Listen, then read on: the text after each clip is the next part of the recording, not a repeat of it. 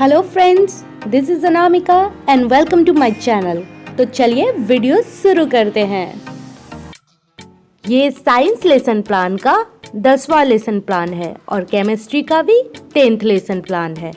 Class 6 से है ये लेसन प्लान और टॉपिक है जल मीन्स वाटर। अगर आपने मेरे चैनल को अभी तक सब्सक्राइब नहीं किया है तो पहले मेरे चैनल को सब्सक्राइब कर ले और बेल आइकन दबाना तो बिल्कुल भी ना भूले, ताकि मेरे चैनल से रिलेटेड नोटिफिकेशन आपको मिलते रहे। अब आप हमारे साथ टेलीग्राम चैनल पे भी जुड़ सकते हैं। ये विज्ञान विषय का लेसन प्लान है। प्रकरण है जल, उपविषय है रसायन विज्ञान और वर्ग है छठा 6th। विशिष्ट उद्देश्य में 2 विशिष्ट उद्देश्य लिखेंगे। पहला विशिष्ट उद्देश्य लिखेंगे जल के स्रोत, दूसरा जल चक्र। पूर्व विज्ञान में लिखेंगे बच्चे जल के बारे में सामान्य जानकारी रखते हैं। प्रस्तावना प्रश्न में लिखेंगे 3 प्रकार का प्रस्तावना प्रश्न पूछा गया है। पहला प्रस्तावना प्रश्न है हम किस ग्रह पर रहते हैं, तो स्टूडेंट एक्टिविटी में लिखेंगे हम पृथ्वी पर रहते हैं या पृथ्वी ग्रह पर रहते हैं। दूसरा प्रश्न है पृथ्वी पर किसकी उपस्थिति के कारण जीवन संभव है, तो स्टूडेंट एक्टिविटी में लिखेंगे पृथ्वी पर वायु, जल तथा भोजन की उपस्थिति के कारण जीवन संभव है। तीसरा प्रश्न है पृथ्वी पर जल के स्रोत कौन कौन से हैं, तो इसमें आप संभावित उत्तर भी लिखेंगे या समस्यात्मक भी लिखेंगे। उसके बाद उद्देश्य कथन लिखेंगे बच्चे आज हम जल के बारे में विस्तृत रूप से अध्ययन करेंगे। आप देख सकते हैं किस प्रकार मैंने ये सारा चीज़ लिखा हुआ है। अब हाँ, ड्यूरेशन जो होगा हमेशा 45 मिनट की होगी और पीरियड जो होगा ये फर्स्ट आवर में ही होता है। वो आपके स्कूल में जिस भी समय आप क्लास लेंगे तो उसके अकॉर्डिंग लिखेंगे। अब शिक्षण बिंदु को देखेंगे। पहला शिक्षण बिंदु है जल के स्रोत। व्यवहारगत उद्देश्य में लिखेंगे बच्चे जल के बारे में प्रत्यास्मरण करेंगे। विकासात्मक प्रश्न मैंने बताया है बार बार कि 2 पूछने हैं मिनिमम और मैक्सिमम 3। जहाँ पे विकासात्मक प्रश्न पूछेंगे वहाँ प्रश्नोत्तर प्रविधि का प्रयोग करेंगे। और विकासात्मक प्रश्न पूछने का सही तरीका होता है किसी भी प्रकार का चार्ट या मॉडल को या कोई वास्तविक वस्तु को आपको दिखा के।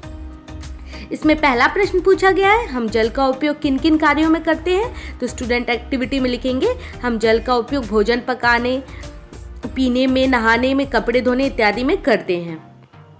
दूसरा प्रश्न है पेयजल का मुख्य स्रोत क्या है, यहाँ पे समस्यात्मक या पे संभावित उत्तर भी लिख सकते हैं। छात्र अध्यापिका कथन लिखेंगे। जहाँ पे छात्र अध्यापिका कथन लिखेंगे वहाँ पे स्टूडेंट एक्टिविटी में लिखेंगे बच्चे ध्यानपूर्वक सुनेंगे और वहाँ पे व्याख्या विधि का प्रयोग होगा।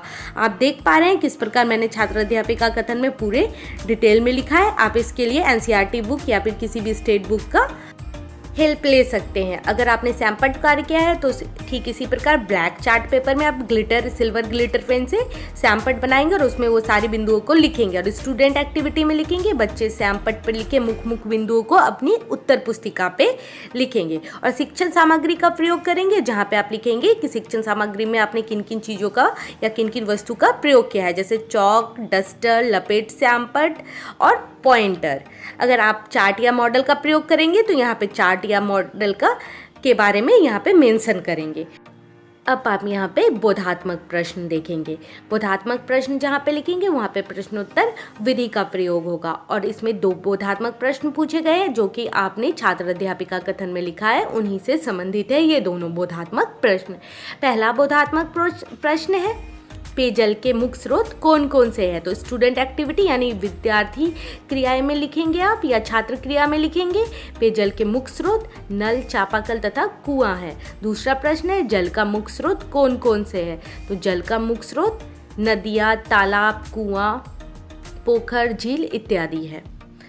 अब हम दूसरा शिक्षण बिंदु देखेंगे। दूसरा शिक्षण बिंदु है जल चक्र और आप व्यवहारगत उद्देश्य देख सकते हैं यहाँ पे क्या लिखा गया है। विकासात्मक प्रश्न में 2 प्रकार के विकासात्मक प्रश्न पूछे गए हैं और जहाँ पे विकासात्मक प्रश्न पूछा गया है वहाँ पे प्रश्नोत्तर प्रविधि का प्रयोग किया गया है। पहला विकासात्मक प्रश्न है बादल किससे बनता है, तो स्टूडेंट एक्टिविटी में लिखेंगे बादल जल के छोटे छोटे बूंदों से बनता है। दूसरा प्रश्न है जल चक्र से क्या समझते हैं, तो यहाँ पे समस्यात्मक लिखेंगे स्टूडेंट एक्टिविटी में।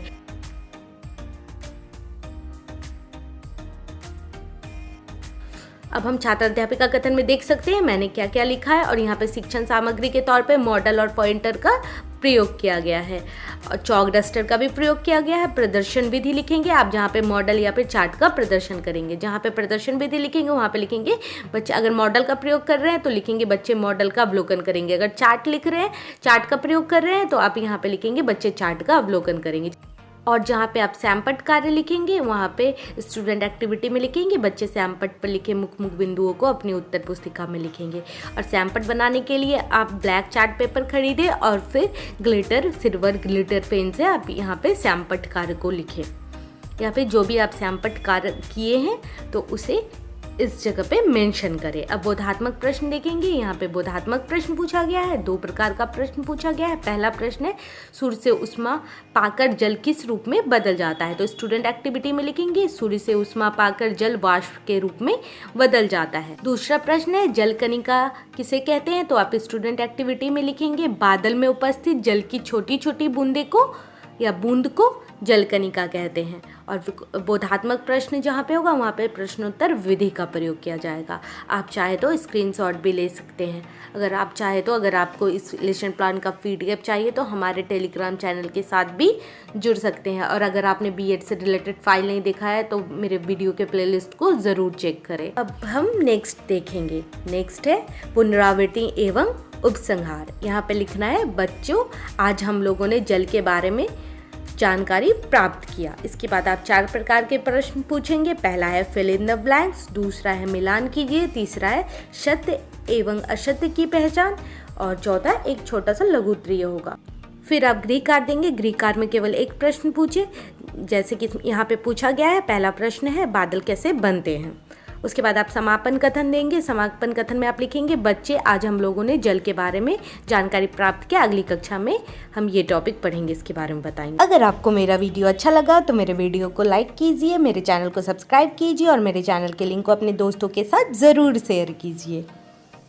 Once again